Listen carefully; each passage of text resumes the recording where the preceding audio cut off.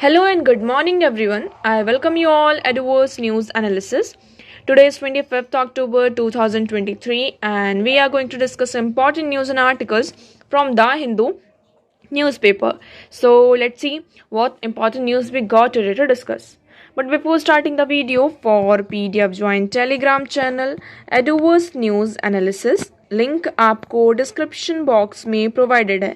Make sure video को last तक देखें सो दैट सारी इंपॉर्टेंट न्यूज़ आपकी यहाँ पर कवर हो. तो चलिए स्टार्ट करते हैं और देखते हैं आज हमें क्या क्या डिस्कस करना है. Now first article, Bhutan and China makes progress in border talks. अब हम किसकी बात कर रहे हैं यहाँ पर? भूटान एंड चाइना की. अब ये दोनों कंट्रीज आपस में क्या करना चाहती हैं? बॉर्डर टॉक्स, मतलब जितने भी इनके बीच में बॉर्डर डिस्प्यूट्स हैं उन्हें रिजॉल्व करने की बात की जा रही है. So they hold the 25th round of discussion which has been held since the previous round in 2016. Last time यहाँ पर इनके बीच में बातचीत कब हुई थी? 2016 में. उसके बाद से कोई भी यहाँ पर बॉर्डर टॉक्स नहीं हो रही थी, ना हो पा रही थी, जिसके कारण हमें क्या देखने को मिलता था? चाइना और भूटान इस रीजन में, जो आप लोगों को याद हो अगर दोकलाम रीजन, यहाँ पे कन्फ्लिक्ट देखने को मिलता था. सो अभी 2016 के बाद से ये आपका 15th राउंड ऑफ डिस्कशन है जो कि इस साल होने वाला है. और यहाँ पर ये कहा जा रहा है कि जो भूटान के साथ चाइना की जो रिलेशन है बॉर्डर टॉक से, इसको यहाँ पर सुलझाया जाएगा. जो भी बॉर्डर डिस्प्यूट्स है उसको रिजॉल्व करने की कोशिश की जाएगी और डिप्लोमेटिक टाइज को क्या किया जाएगा? इंप्रूव करने की बात की गई है. ओके, अब देखिए इसमें इंडिया का क्या रोल आ जाता है, इंडिया का क्या कंसर्न आ जाता है. पहले हम यहाँ पर देखते हैं भूटान का मैप, आपको थोड़ा क्लियर होगा. ये इंडिया है, ठीक है, ये आपको इंडिया दिख रहा होगा. ये नेपाल है, ठीक है, नेपाल के बाद ये यहाँ पर भूटान है, ये आपका बांग्लादेश है. यहाँ पर नॉर्थ ईस्ट रीजन में जाने के लिए ये भूटान, नेपाल और ये बांग्लादेश, ये हमारे लिए बहुत ज़्यादा इंपॉर्टेंट हो जाते हैं. स्पेशली जो हम ये सिलीगुड़ी कॉरिडोर है, जिसे हम चिकन नेक कॉरिडोर भी कहते हैं, ये आपका छोटा सा एरिया है. मतलब कि जहाँ से हम क्या करते हैं, नॉर्थ ईस्ट की तरफ यहाँ पर जाते हैं. अगर इस रीजन में कोई वो आता है, ये आप दोकलाम प्लेटू के यहाँ पर देखेंगे, ये भूटान है. या आप इस वाले मैप में देखिए, आपको थोड़ा ज़्यादा क्लियर होगा. ये यहाँ पर आपको भूटान देखने को मिलता है. ओके, और ये इंडिया का बॉर्डर है. Let me change the colour so that you can see clearly things. ये आपका भूटान है और ये यहाँ पर सिक्किम आ जाता है. अब आप लोग खुद ही यहाँ पर देखिए कि अगर इस रीजन में यहाँ पर किसके साथ डिस्प्यूट्स है? चाइना के और भूटान के डिस्प्यूट चल रहे थे. ये आपका दोकलाम रीजन में अगर यहाँ पर चाइना का कैप्चर हो जाता है, चाइना इस चीज़ को यहाँ पर कैप्चर कर लेता है, तो आप खुद ही देख सकते हैं कि इस रीजन में आपका जो नॉर्थ ईस्ट रीजन है, यहाँ पर हमारे लिए कितनी बड़ी प्रॉब्लम हो सकती है.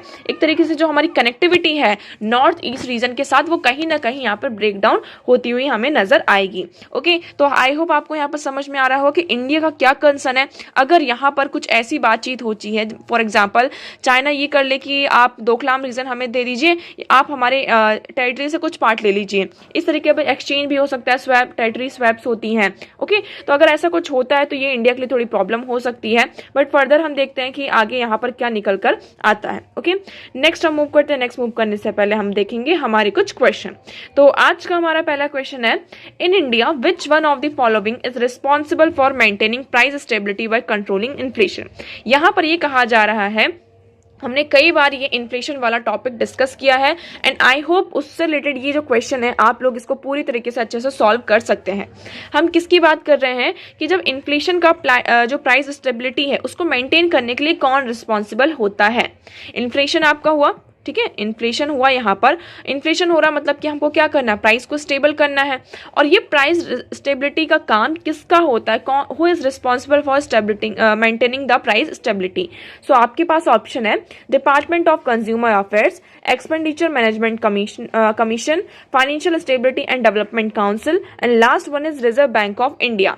तो इसमें से कौन आपका प्राइस को स्टेबल करने का काम करता है? Who is responsible for maintaining price stability जब आपका इन्फ्लेशन होता है, इन्फ्लेशन को कंट्रोल किया जाता है, तो ऐसा काम कौन करता है? तो आप लोग कमेंट सेक्शन में कमेंट करके इस क्वेश्चन का आंसर यहाँ पर करेंगे. नेक्स्ट क्वेश्चन की बात करते हैं. In the federation established by the Government of India Act 1935, हम किसकी बात कर रहे हैं यहाँ पर? Government of India Act 1935, residuary power was given to the. यहाँ पर रेसिडरी पावर आपको किसको दी गई थी? हम देखिए, आप क्वेश्चन को ध्यान से पढ़ेंगे. 1935 में क्या हुआ था? आपका फेडरेशन को स्टैब्लिश किया गया था. गवर्नमेंट ऑफ इंडिया एक्ट आपका आता है 1935। इसमें रेसिडरी पावर जो आपकी थी वो किसको दी गई थी?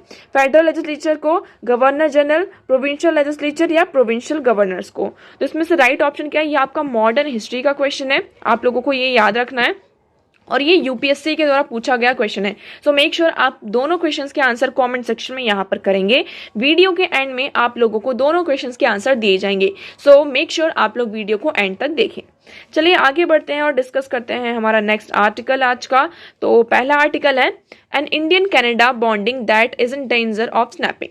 अब हम किसकी बात कर रहे हैं यहाँ पे? इंडिया और कनाडा की। ये आर्टिकल बहुत ही अच्छा है, इसमें आपको बहुत सारे फैक्ट्स भी देखने को मिल सकते हैं। पहले हम बात करते हैं कि कनाडा में आपको बहुत सारे इंडियन ओरिजिन जो इंडियन जो डायस्पोरा है ना, वो आपको देखने को मिल जाता है। ये पूरा यहाँ पर डेटा दिया गया है according to the census of Canada 2021। Canada का 21 का यहाँ पर ये सेंसस किया गया है, उसके द्वारा ये बताया गया कि 1.86 मिलियन जो पीपल हैं वो क्या है? इंडियन ओरिजिन है। कहाँ? कनाडा में। तो आप सोच सकते हैं कि कितना बड़ा नंबर जो है कंट्रीब्यूशन है इंडियन ओरिजिन पीपल का इन कनाडा। कितने? 1.86 मिलियन। उसके बाद it is about 5% of countries, 36.99 million population.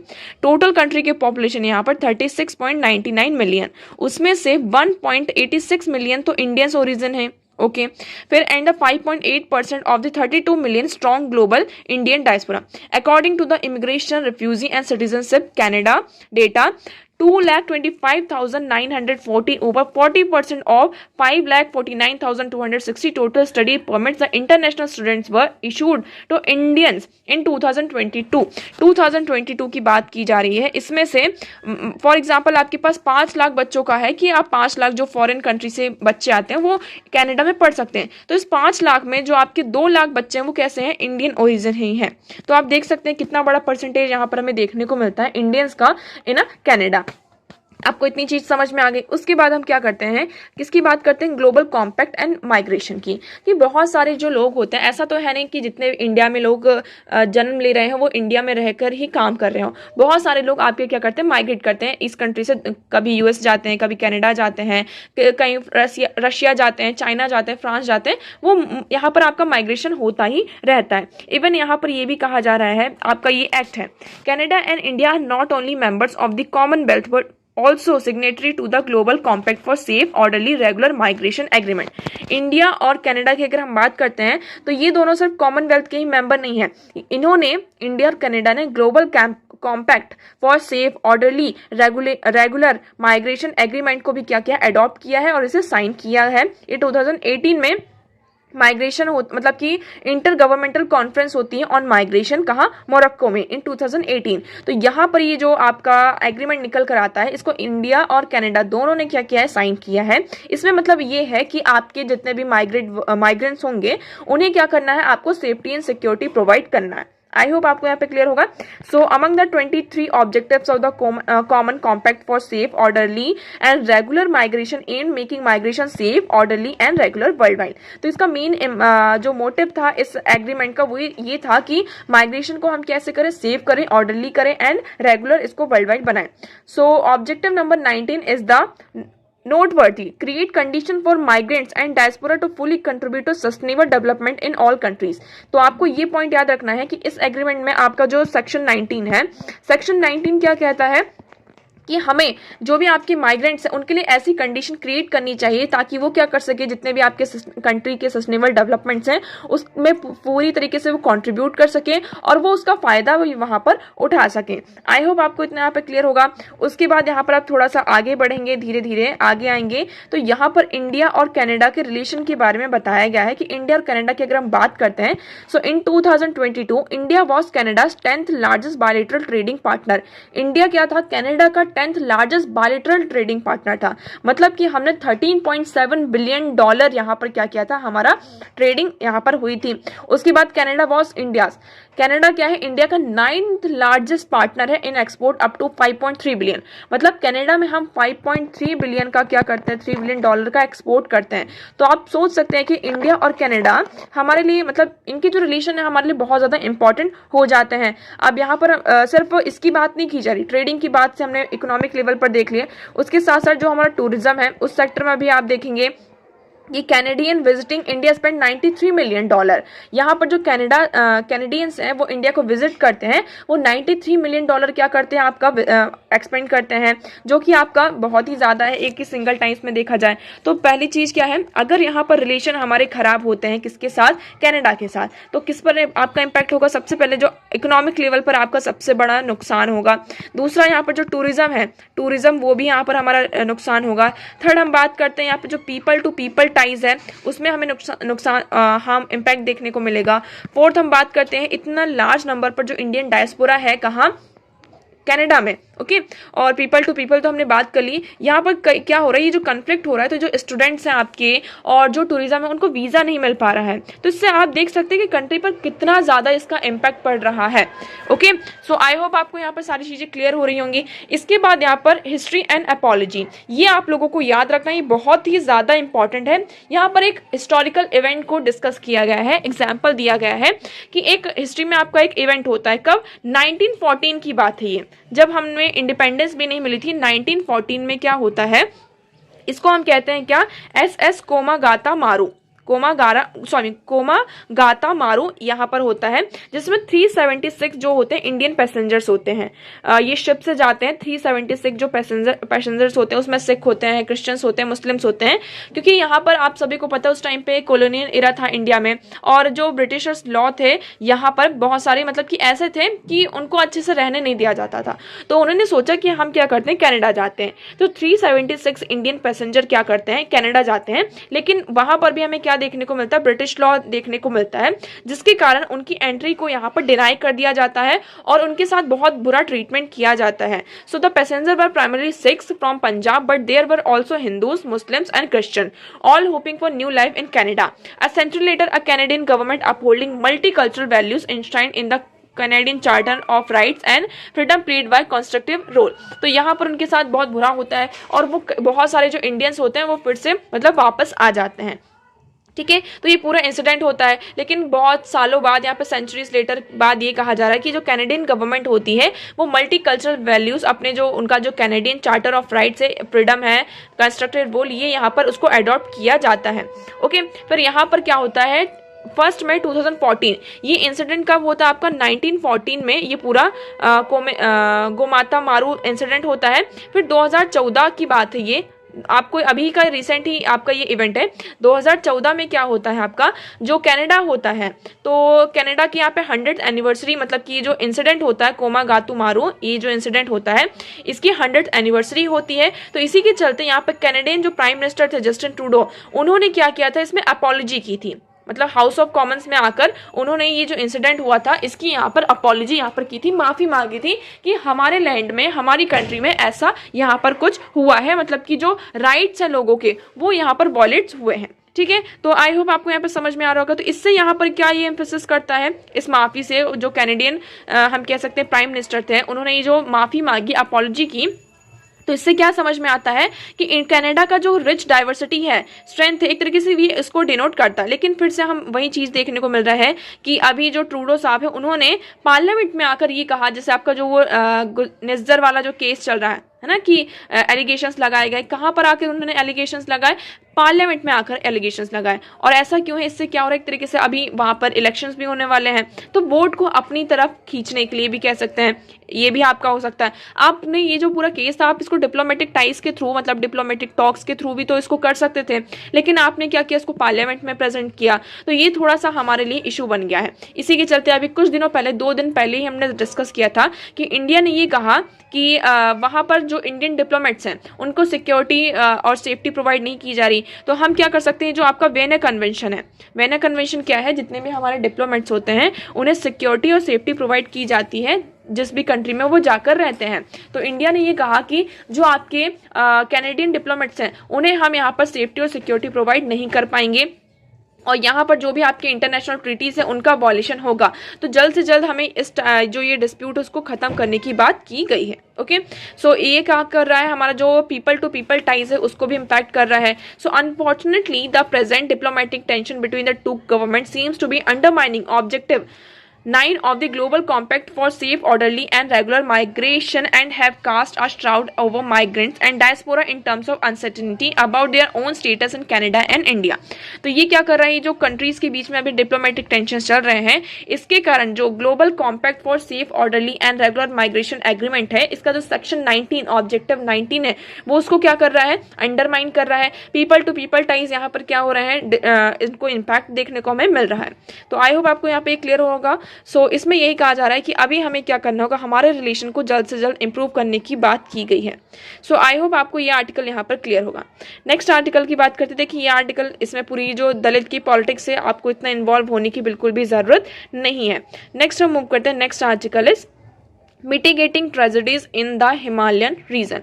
Himalayan region की बात करते हैं। इसमें पहले तो आपके कुछ स्टेट्स आ जाते हैं, जैसे कि हिमाचल प्रदेश हुआ आपका, सेकंड हुआ आपका उत्तराखंड, थर्ड हम बात कर लेते हैं यहाँ पर सिक्किम की। अभी यहाँ पर आपको बहुत सारे नेचुरल डिजास्टर और इवेंट्स देखने को मिलते हैं। सिक्किम की अगर हम बात करते हैं, आपका कुछ दिनों पहले ही सिक्किम में क्या हुआ, आपका फ्लैश फ्लड, मतलब जो लेक, ग्लेशियर लेक होता है, उसका आउटब्रस्ट फ्लड हमें देखने को मिलता है, तीसरा रिवर में होता है, जिसके कारण जो आपका एक डैम होता है वो भी यहाँ पर क्या होता है, पूरी तरीके से टूट जाता है। ठीक है। उसके बाद यहाँ पे एक स्टडी पब्लिश होती है नेचर में, this year indicate 90 million people across 30 countries lives in 1088 basin containing glacier lake. तो इसमें ये कहा जा रहा है कि आप जो 30 कंट्रीज का डेटा उठाकर देखें, 30 कंट्रीज का डेटा हम अगर देखते हैं, उसमें से 90 मिलियन जो पीपल हैं, मतलब कि आपके जो 90 मिलियन पीपल हैं वो कहाँ रह रहे हैं, जो ग्लेशियर लेक से बनते हैं, ग्लेशियर मेल्ट हो रहे हैं आपके, और ग्लेशियर मेल्ट होने के कारण धीरे धीरे क्या होता है, ये वाटर धीरे धीरे कलेक्ट होता है, और कलेक्ट होते होते ये एक लेक बना लेता है,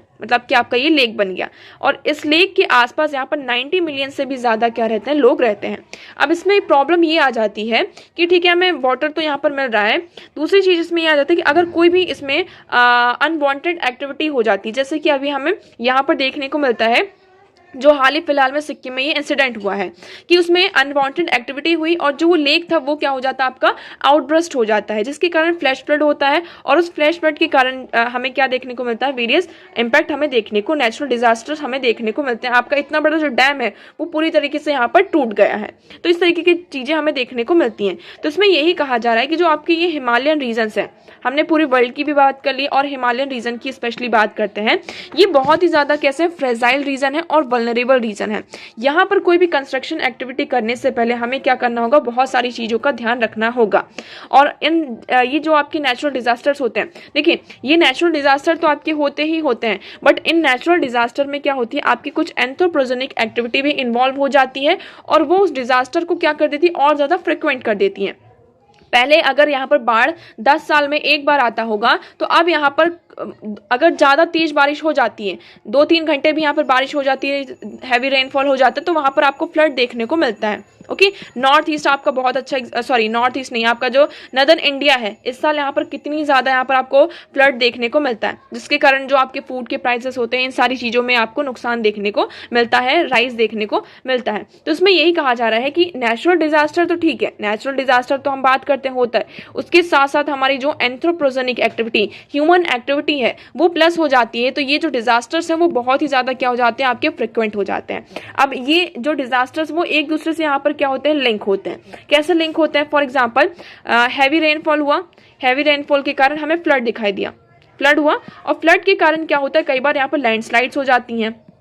ओके, ग्लेशियर आउटब्रस्ट होता है, ग्लेशियर यहाँ पे जो होता है, जो ग्लेशियर लेक होते हैं वो आउटब्रस्ट होते हैं, इसके कारण हमें लैंडस्लाइड देखने को मिलती है। लैंडस्लाइड्स होती हैं, इसके कारण जो लेक्स होते हैं वो वहां पर अगर कोई पत्थर वगैरह गिर जाता है तो वो फिर से क्या होते हैं, आपके ब्रस्ट हो जाते हैं। तो इस तरीके से ये क्या होता है, जो ये इवेंट्स होते हैं वो चीन में होते हैं, ये इवेंट्स ऑफ चीन हमें देखने को मिलता है कि एक जो डिजास्टर है, नेचुरल थिंग है, वो दूसरे से क्या होती है, यहाँ पर लिंक होती है। ओके, तो इससे हम क्या कर सकते हैं, मिटिगेशन, मतलब कि इसका जो वे फॉरवर्ड है वो क्या हो सकता है। तो पहले इसमें ये कहा गया अर्ली वार्निंग सिस्टम, हमें क्या करना होगा, अर्ली वार्निंग सिस्टम को इंट्रोड्यूस करना होगा। अगर सिक्किम में यहाँ पर अर्ली वार्निंग सिस्टम यहाँ पर होता, अगर ऐसी चीजें मल्टी एजेंसी यहाँ पर प्रिपरेटरी मिशन होते, तो मे बी हम इस डिजास्टर को रोक सकते थे, ओके मतलब कि हम कैसे भी करके यहाँ पर डिजास्टर को रोक सकते थे, लेकिन हमारे पास अर्ली वार्निंग सिस्टम नहीं है। तो हमें ये इंश्योर करना होगा कि जितने भी आपके फ्रेजाइल और वल्नरेबल रीजन्स होते हैं, फॉर एग्जांपल हिमालयन रीजन, तो वहां पर हमें अर्ली वार्निंग सिस्टम को क्या करना होगा, इंट्रोड्यूस करना होगा। सेकेंड, इसमें ये कहा जा रहा है कि हमें मल्टी डिसिप्लिनरी एफर्ट्स की जरूरत है। क्या है? मल्टी डिसिप्लिनरी एफर्ट्स की जरूरत है, मतलब कि जितने भी आपकी एजेंसीज हैं उनको एक साथ आना होगा और एक साथ आकर जितने भी आपके जैसे कि हाइड्रोडायनामिक आपके जितने भी प्रोजेक्ट्स होते हैं, सबसे पहले तो हम बात करते हैं जितने भी आपके हाइड्रोडायनामिक्स प्रोजेक्ट्स होते हैं, हम यहाँ पे रोड कंस्ट्रक्ट कर रहे हैं, तो इन सारे प्रोजेक्ट्स का क्या होना चाहिए, प्रॉपर तरीके से असेसमेंट होना चाहिए कि कितने हाई रिस्क लेवल है, मतलब कि इसका जो रिस्क है हमारे उस एरिया में कितना इसका रिस्क होगा, कितना रिस्क नहीं होगा, इस चीज़ को हमें क्या करना होगा, असेस करना होगा। उसके बाद हमें वो प्रोजेक्ट्स को क्या करना चाहिए, इंप्लीमेंट करना चाहिए। तभी हम क्या कर सकते हैं, ये जो आपके डिजास्टर्स हैं इसको रोक सकते हैं। क्योंकि देखिए आपका यहाँ पर क्लाइमेट चेंज हो रहा है और ये क्लाइमेट चेंज के कारण ये जो ग्लेशियर है वो मेल्ट होंगे और वो मेल्ट होके कहाँ जाएगा, ऑब्वियसली या तो आपका सी पर जाएगा, ओशन में जाएगा, या फिर इस तरीके के छोटे छोटे आपके लेक्स बनेंगे, ग्लेशियर लेक्स जिसको हम क्या कहते हैं। अब अगर कुछ भी यहाँ पर सिस्मिक एक्टिविटी होती है, फॉर एग्जाम्पल आपका अर्थक्वेक होता है, कुछ भी होती है, अनवांटेड एक्टिविटी होती है, तो उसके कारण ये जो लेक्स हैं वो आउटब्रस्ट होंगे। पहली चीज तो ये। दूसरा, यहाँ पर जो आपका रेनफॉल पैटर्न है वो भी चेंज हो रहा है, रेनफॉल पैटर्न चेंज हो रहा है। यहाँ पर हम ऐसा कंस्ट्रक्शन कर रहे हैं, लैंडस्लाइड फॉर एग्जांपल, ये आपका क्या है, हिली एरिया। अब इस हिली एरिया में हमने यहाँ पे रोड बना दी। अब रोड बना दी तो ये इतना एरिया तो यहाँ पे खाली हो गया ना। अब फॉर एग्जांपल बहुत ज्यादा यहाँ पर क्या हुआ, रेनफॉल हुआ, तो लैंडस्लाइड्स होना तो यहाँ पे ऑब्वियस सी बात है, इसको आप रोक ही नहीं सकते हैं। तो हमें यहाँ पे कंस्ट्रक्शन करते टाइम इन सारी बातों का, ये जो असेसमेंट होता है, इन्वायरमेंटल असेसमेंट, इन बातों पर ध्यान रखना होगा। तभी हम क्या कर सकते हैं, ये जो ट्रेजेडीज हैं उनको हम रोक पाएंगे। अदरवाइज हमें इस तरीके के जो ट्रेजेडीज हैं, डिजास्टर्स हैं, वो फेस करने ही पड़ेंगे। सो आई होप आपको ये आर्टिकल क्लियर होगा। अब इसी आर्टिकल को आप लिंक करिए हमारे ये जो नेक्स्ट आर्टिकल है, इसमें हम क्या कह रहे हैं कि जो ये आपके एक्सट्रीम इवेंट्स हो रहे हैं इन 31 ईयर्स, 31 सालों में हम यहाँ पर 3.8 ट्रिलियन डॉलर का क्या हो चुका है, हमें नुकसान हो चुका है। ओके मतलब ये जो इतने भी हमारे एक्सट्रीम इवेंट्स हो रहे हैं, फॉर एग्जांपल बहुत ज्यादा कहीं पर बारिश हो रही है, कहीं पर बहुत ज्यादा सूखा आ रहा है,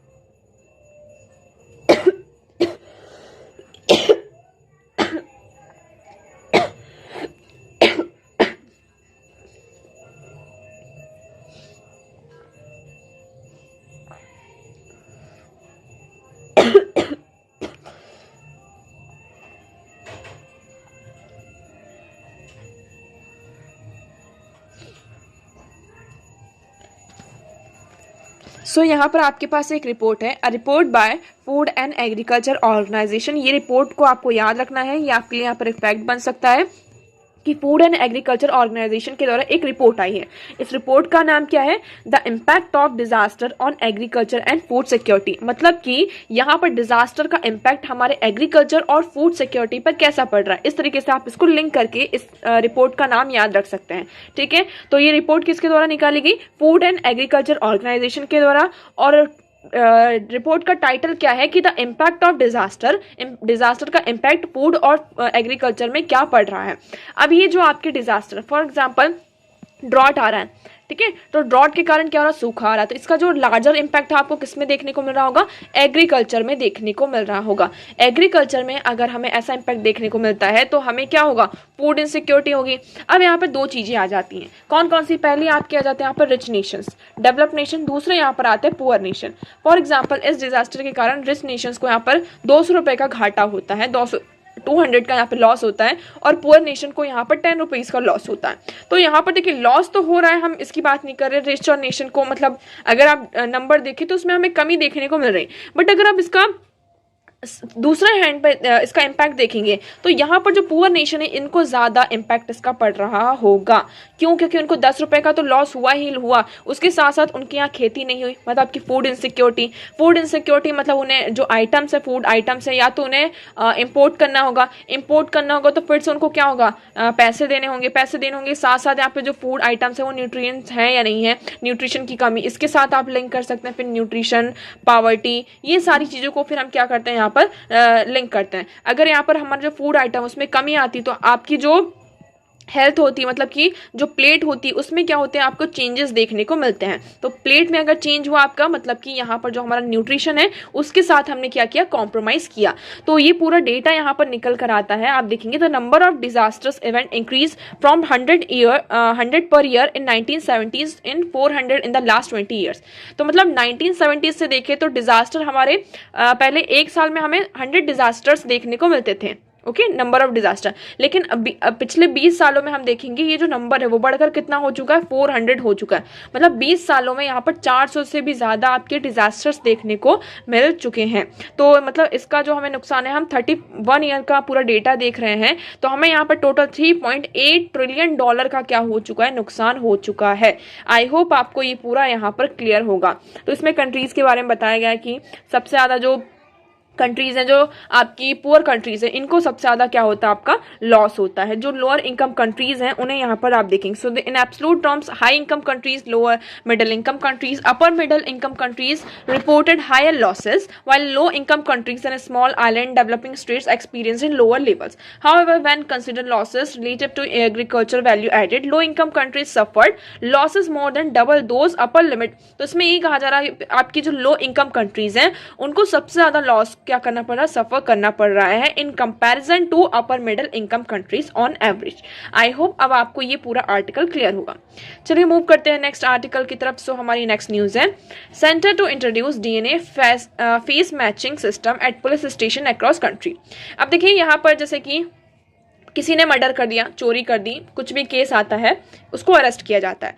जब वो पर्सन अरेस्ट होता है, उसको कन्विक्ट किया जाता है, तो उसका पूरा जो डेटा होता है उसको कलेक्ट किया जाता है। उसका फिंगरप्रिंट होता है, उसका फेस होता है, उसकी फोटो ली जाती है, ये सारी चीज़ें की जाती हैं। तो ये कब होता था, पहले ये जो आपका जो आइडेंटिफिकेशन होता था प्रिजनर्स का, वो हमारा 100 साल पुराना क्या था, एक्ट था। इसका नाम क्या था कि prisoners identification of prisoners act 1920। क्या था आपका, आइडेंटिफिकेशन ऑफ प्रिजनर एक्ट 1920। इसको अब चेंज किया गया 2022 में। आपका एक नया एक्ट आता है, क्रिमिनल प्रोसीजर आइडेंटिफिकेशन एक्ट। ये आपका पार्लियामेंट में पास हो जाता है, जिसमें हमने ये कहा कि देखिए पहले क्या था, फोटो ली जाती थी, आपकी जो प्रिजनर्स थे उनकी फोटो हमने ली, फिंगरप्रिंट्स ले लिए और फुटप्रिंट्स ले लेते थे, बस इतना किया जाता था। अब हमने यहाँ पर ये कहा कि ये जो एक्ट आपका नया पास हुआ है, क्रिमिनल प्रोसीजर आइडेंटिफिकेशन एक्ट, इसमें हमने ये कहा कि हम क्या करेंगे, जो डीएनए भी लेंगे, डीएनए का सैंपल होगा आपका, फेस मैचिंग सिस्टम यहाँ पर किया जाएगा और अक्रॉस दी हमारे जो 1300 पुलिस स्टेशन है अक्रॉस द कंट्री, वहां पर इस सिस्टम को इंट्रोड्यूस किया जाएगा। ये एक्ट आपका 2022 में आया था, ये आपको याद रखना है, लेकिन अभी तक इसको इम्प्लीमेंट ग्राउंड लेवल पर नहीं किया गया है। So the law enable the police and central investigation agencies to collect, store, analyse physical and biological sample. तो इस लॉ के तहत हम क्या कर सकते हैं, आपकी जितने भी पुलिस स्टेशन हैं और सेंट्रल इन्वेस्टिगेशन एजेंसीज हैं, वो क्या कर सकती हैं, डेटा को कलेक्ट कर सकती है, उसको एनालाइज कर सकती हैं, जो उनका फिजिकल और बायोलॉजिकल सैंपल है, सारी चीज़ों को उसमें यहाँ पर आपका जो रेटिना है, आइस स्कैनर्स हैं अरेस्टेड पर्सन का, ये सारी चीज़ें भी आप क्या कर सकते हैं, इसमें इंक्लूड कर सकते हैं। आई होप आपको क्लियर हो रहा होगा। मतलब कि आप डीएनए भी ले सकते हैं, फेस मैचिंग सिस्टम जो है, ये सारी चीज़ें आपको लेनी होंगी। आप उसमें और क्या कर सकते हैं, जो रेटिना के सैंपल्स हैं, आइरिस के जो स्कैनर्स हैं, ये सारी चीज़ें आप ले सकते हैं। इससे क्या होगा, the national crime record bureau central organisation task with rolling out act was assigned the task finalizing the standard operating operations procedures to be followed by police officials। तो ये जितने भी स्टैंडर्ड्स हैं पुलिस ऑफिसर्स के द्वारा क्या किए जाए, फॉलो किए जाए। यहाँ पे जितने भी उनका डेटा है, बायोलॉजिकल और फिजिकल सैंपल से उसको कलेक्ट किया जाए, एनालाइज किया जाए। इससे क्या होगा, हमारे पास पूरा डेटा होगा। तो फॉर एग्जाम्पल इन फ्यूचर कोई भी क्राइम मतलब कि होता है, कोई चीज़ें होती हैं, तो हम ईजिली क्या कर सकते हैं, यहाँ पर चीज़ों को कनेक्ट कर सकते हैं। तो आई होप आपको इतना ये क्लियर होगा।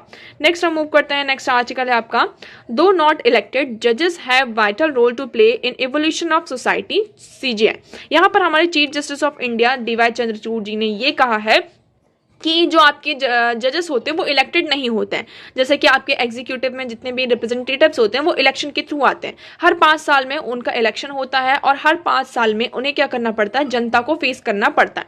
लेकिन आपके जो जजेस होते हैं वो इलेक्शन के थ्रू नहीं आते हैं। लेकिन बट यहाँ पे आपको ये याद रखना होगा, दो नॉट इलेक्टेड, यहाँ पर जजेस इलेक्टेड नहीं, बट वो हमारी सोसाइटी के एवोल्यूशन में बहुत बड़ा रोल प्ले करते हैं। जैसे कि आपको यहाँ पर ये होता है कि कोई आपकी पार्लियामेंट कुछ लॉ लेकर आती है, आप उससे नाखुश हैं, आप उससे हैप्पी नहीं हैं, तो आप क्या कर सकते हैं, सुप्रीम कोर्ट को या फिर आपके जितने भी कोर्ट्स हैं उसको अप्रोच कर सकते हैं कि ये हमारे राइट्स का वॉल्यूशन हो रहा है या फिर कुछ भी चीज़ें हो रही हैं, है ना। धीरे धीरे टाइम के साथ आपने ये देखा है कि टाइम चेंज हो रहा है, सोसाइटी में नए नए चेंजेस आ रहे हैं, तो इस सोसाइटी को चेंज करने में जो आपका कोर्ट होता है बहुत ही इंपॉर्टेंट रोल प्ले करता है। ऑल्दो हमें यहाँ पे पता है कि सेपरेशन ऑफ पावर है, आपका जुडिशरी का अलग काम है, यहाँ पर लेजिस्लेचर का अलग काम है, एग्जीक्यूटिव का अलग काम है, बट स्टिल यहाँ पर जो जजेस होते हैं वो सोसाइटी के एवोल्यूशन में बहुत बड़ा रोल प्ले करते हैं। फॉर एग्जाम्पल यहाँ पर हम जो आपका अभी का सेम सेक्स मैरिज का प्रोविजन चल रहा है, हमने उनको राइट्स प्रोवाइड करे, हमने जो 377 जो आपका आईपीसी का सेक्शन है उसे डीक्रिमिनलाइज किया, हमने उनके राइट्स को रिकॉग्नाइज किया कि they are also a human being, they are a part of our society, they are a part of our system. So उनके साथ डिस्क्रिमिनेशन क्यों हो, है ना, सबके साथ हम यहाँ पर इक्वालिटी की बात करते हैं, हमारा जो कॉन्स्टिट्यूशन है उसमें हम इक्वालिटी, फ्रेटर्निटी, डिग्निटी की बात करते हैं। सो उनको यहाँ पर ये सारे राइट्स से डिनाई क्यों किया जा रहा है ना, वो इक्वली पार्टिसिपेट क्यों नहीं कर सकते हर एक्टिविटी में हमारे साथ, तो ये सारी चीज़ें हो रही हैं, ठीक है। तो हमने उनके राइट्स को रिकॉग्नाइज किया, आगे चीज़ें यहाँ पर चल रही हैं। आप ऐसे बहुत सारे एग्जाम्पल्स ले सकते हैं जहाँ पर जो आपका कोर्ट होता है वहाँ पर आपके इवोल्यूशन में यहाँ पर हेल्प करता है। तो एक तरीके से आप यहाँ पर कह सकते हैं कि हमारा फेथ है किसमें, जुडिशियल सिस्टम में, लोगों का ही जो फेथ है। ऑल्दो हमें यहाँ पर हर 5 सालों में जो आपके पीपल होते हैं, जनता होती है, उन्हें फेस नहीं करना पड़ता है, बट स्टिल हमारा जो मेन मोटिव यही होता है कि हम सोसाइटी में क्या करें, जो टाइम के साथ जो चेंजेस आ रहे हैं हम जस्टिस को यहाँ पर क्या कर सके, इंश्योर कर सके। आई होप आपको यहाँ पर ये क्लियर होगा।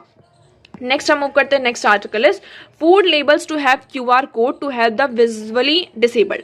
तो यहाँ पर ये कहा जा रहा है जो आपका food safety and standard authority of India, FSSAI, food safety and standard authority of India है, उन्होंने रिकमेंड किया है कि आपके जितने भी फूड प्रोडक्ट्स हों उसमें QR कोड लगाया जाए। QR कोड क्या होता है, क्विक रिस्पॉन्स। इसका मतलब एक तरीके से ये होगा कि फॉर एग्जांपल आपने ये कोई पैकेट लिया, लेकिन आप यहाँ पर देख नहीं सकते, आप विजुअली डिसेबल्ड पीपल हैं, आप इसमें देख नहीं पा रहे हैं कि इसमें क्या क्या चीज़ें हैं, तो आप जब QR कोड को स्कैन करेंगे तो उसमें जो सारी चीज़ें रहेंगी कि इसको कब, इसका मैन्युफैक्चरिंग डेट क्या है, इसकी एक्सपायरी डेट क्या है, इसमें इंग्रेडिएंट्स क्या क्या हैं, इसके क्या क्या आपके कॉन्सिक्वेंसेस हो सकते हैं, मतलब कि कुछ क्या क्या इंग्रेडिएंट्स हैं इसमें सारी चीज़ें, तो ये इसमें क्या होगा वो आपको वॉइस के थ्रू आपके सामने आ जाएगा।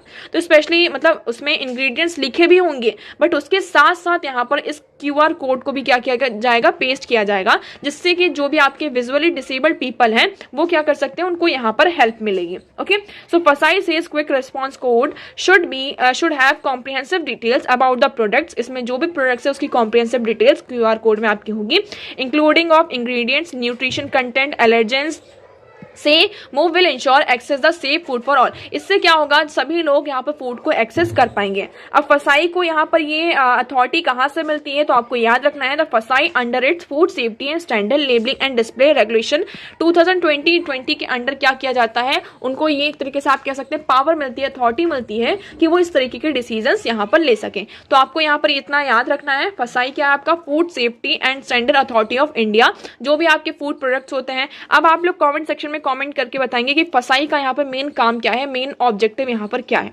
ओके, सो देखिए न्यूज और आर्टिकल्स तो यहीं पर खत्म होते हैं। अब हम डिस्कस कर लेते हैं हमारा क्वेश्चन। तो आज का हमारा पहला क्वेश्चन था, in India which one of the following is responsible for maintaining price stability by controlling inflation. तो यहाँ पर इन्फ्लेशन को कंट्रोल करने के लिए, प्राइस को स्टेबल करने के लिए कौन सी बॉडी आपकी रिस्पॉन्सिबल है।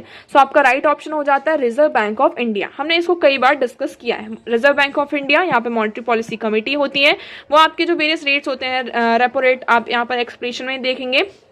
हम किसकी बात करते हैं, repo rate, reverse repo rate, आपके जो बैंक रेट्स होते हैं, लाइक ओपन मार्केट ऑपरेशन हम चलाते हैं, कैश CRR आपका होता है, SLR होता है, LAF होता है, इन सारी चीज़ों को क्या करते हैं, ये टूल्स हैं जिससे हम इन्फ्लेशन को कंट्रोल करते हैं। नेक्स्ट हम बात करते हैं, नेक्स्ट है आपका इन the federation establish bye the Government of India Act 1935। यहाँ पर 1935 जो आपका एक्ट आता है उसमें रेस्टोरेटरी पावर जो होती है किसको दी जाती है, तो इसमें भी आपका राइट ऑप्शन हो जाता है option D, provincial governor. Governors, जो आपके प्रोविंशियल गवर्नर्स होते हैं यहाँ पर, governor general under the Government of India act, sorry इसमें आपका सेकंड होगा, गवर्नर जनरल को यहाँ पर क्या की जाती है, आपकी पावर प्रोवाइड की जाती है, किसको, गवर्नर जनरल, आपका ऑप्शन बी यहाँ पर करेक्ट होगा। ओके सॉरी वो यहाँ पे मिस्टेक हो जाता है। तो यहाँ पे जो फेडरल कोड स्टैब्लिश किया जाता है Delhi under the Government of India Act 1935, okay so provincial autonomy को ग्रांट की जाती है, डायरेक्ट की जो सिस्टम था उसको अबॉलिश किया जाता है। ओके फिर the federal scheme for government of India यहाँ पे प्रिस्क्राइब किया जाता है। सो यहाँ पर जो पावर होती है रेस्टरी पावर, वो गवर्नर जनरल को यहाँ पर प्रोवाइड की जाती है। सो आई होप आपको सारी चीजें अब क्लियर होंगी। सो आज इतनी ही चीजें थी, मैं उम्मीद करती हूँ आपको सारी चीजें यहाँ पर क्लियर होंगी, but still if you have any doubt आप कमेंट सेक्शन में कमेंट करके पूछ सकते हैं। सो आज के लिए इतना ही। अगर वीडियो पसंद आया तो वीडियो को लाइक करना, चैनल को सब्सक्राइब एंड शेयर करना ना भूलें। So that's for all today. Thank you so much for discussion.